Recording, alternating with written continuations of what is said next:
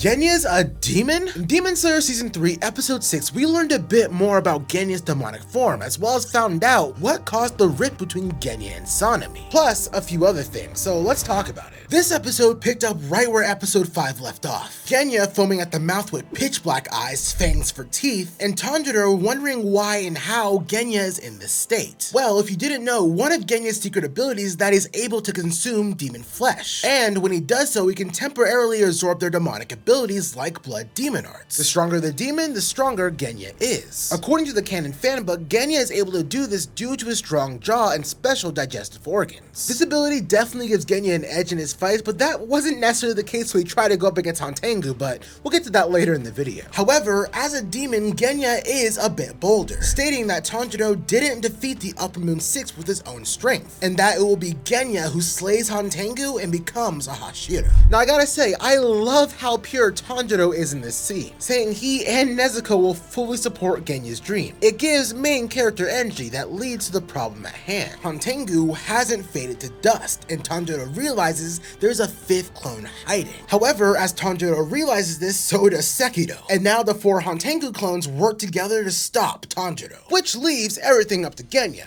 Just what he wanted. Now, something I want to highlight is Tanjiro's advancement in such a short period of time. At the start of the season, Tanjiro could barely stand up to Yuichi Type 0. However, now, and this is something Sekido admits himself, Tanjiro's speed and power has increased exponentially. Part of this is due to the immense training that Tanjiro went through, but it also relates to the special mark that keeps appearing and disappearing on Tanjiro's forehead, which I'm not gonna spoil, but you have to give Tanjiro his props. Plus, can we give some flowers to the animators because these fight sequences are absolute fire. Now, as the episode proceeds, a frustrated Genya is on the hunt for Hontengu. In his mind, he's thinking, why can't I find him? Maybe it's a blood demon art hiding his location? Turns out that's not it at all. Hontengu is just tiny. However, despite Hontengu's size, his strength remains as Genya's sword snaps against Hontengu's neck at impact, and his Nichirin bullets have zero effect. The pure shock of Genya's failure leaves him open to an attack from Sekido, which takes us to what is probably one of the most saddest backstories in Demon Slayer. As Genya realizes he's about to lose his head, he recalls the real reason why he wants to, no,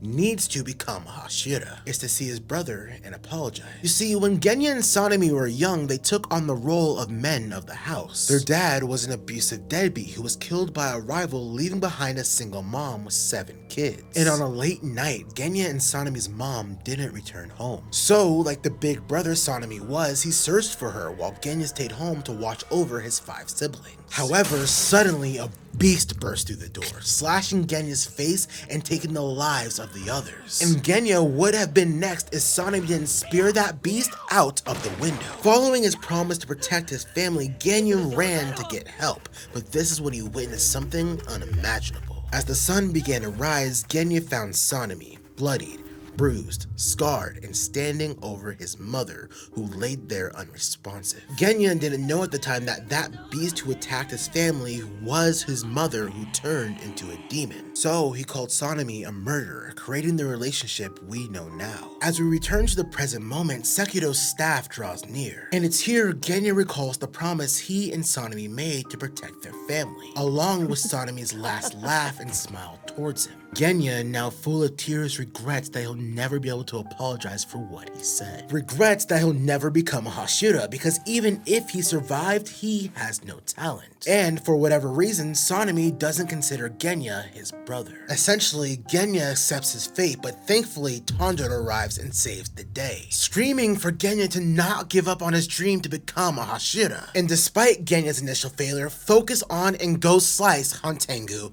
down. This is a moment I personally love and reflects Tanjiro's growth throughout the series. Every time Tanjiro gets stronger, he faces an even tougher foe that in all honesty should put Tanjiro 6 feet under. However, Tanjiro is never alone. He has the hopes, wishes, dreams of those who have come into his life pushing him forward. And in this moment, Tanjiro is paying that forward with Genya. However, with a cost. By losing his own focus, Tanjiro becomes open to an attack from Aizetsu, who launches his Weeping Spears attack, one that should end Tanjiro's life. However, due to his demonic powers, Genya jumps in front of the attack, leading to this gruesome shot of Genya riddled with holes in his body. And despite his pride, Genya admits that he can't cut down Hontengu, and just this once, he will let Tanjiro take all the glory. Respecting Genya's resolve, Tanjiro runs off to find the last Hontengu clone, and when he does, he ignites his sword, swings for the fences, ending the episode. Now, a quick few things I didn't talk about. We did get a brief glance at Muichiro in this episode, who's still stuck in the water prison, and I want to give a quick shout out to Nezuko, who continually shows how resilient she is, but that's the episode. What did you think? Are you liking this season? If you haven't already, hit the like button, subscribe, and hit the notification bell, as next week we're going to go into episode 7. And finally, check out this video. YouTube says you'll like it.